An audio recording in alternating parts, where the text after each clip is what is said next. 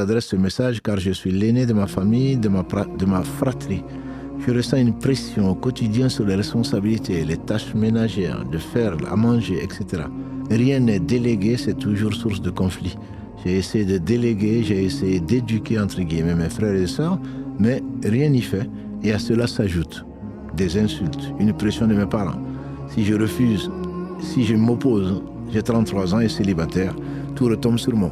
Car je m'énerve et je m'emporte, car j'ai énormément fait pour ma famille. Je sais que c'est mon épreuve, mais je suis fatigué mentalement. Je sais que c'est mon épreuve, mais je suis fatigué mentalement. Je sais que je me dois de respecter mes parents et j'ai honte de m'emporter ainsi. Mais rien ne change. À cela, ma mère me maudit jour et nuit. Que faire? Je prie Allah, je patiente, mais j'ai toujours cette frustration en moi. Ah, ma soeur, c'est ton épreuve. Peut-être qu'il y en a d'autres. Effectivement, tu n'es pas encore marié. Et ça ne facilite pas les choses. D'ailleurs, malheureusement, ça amène certaines personnes à accepter le premier venu, qui souvent sont des arnaqueurs. Parce que les filles en ont assez dans leur famille à cause de la culture, à cause de la pression qu'on leur met. Quand les garçons font, comme m'a écrit la sœur aujourd'hui, quand les garçons font ce qu'ils font, non, c'est pas grave, ce sont les garçons. Ça, ce sont nos cultures, ça. Et quand c'est les filles, non, il faut l'honneur et machin, et ceci, c'est la fille qui doit tout faire. Non, ce n'est pas une bonne éducation. Même si c'est celle que nous subissons, ce n'est pas une bonne éducation.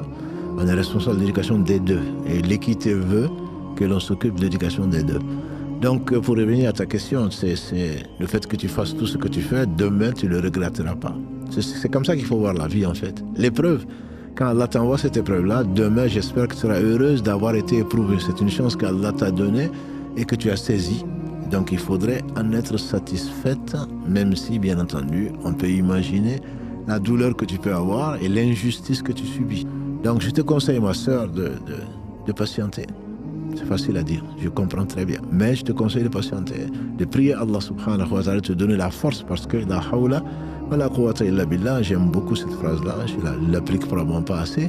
Il n'y a pas de force et de puissance que par Allah. Et tout est facile à Allah. Ne pense pas que tu n'es pas capable de le faire. Si Allah t'envoie une épreuve, c'est qu'il va te donner une compensation. Quant à ta mère, prie pour elle. Prie pour elle parce qu'il se peut que la malédiction retombe sur elle. Et si c'est le cas, elle est la perdante. Qu'est-ce que tu gagnes à maudire quelqu'un?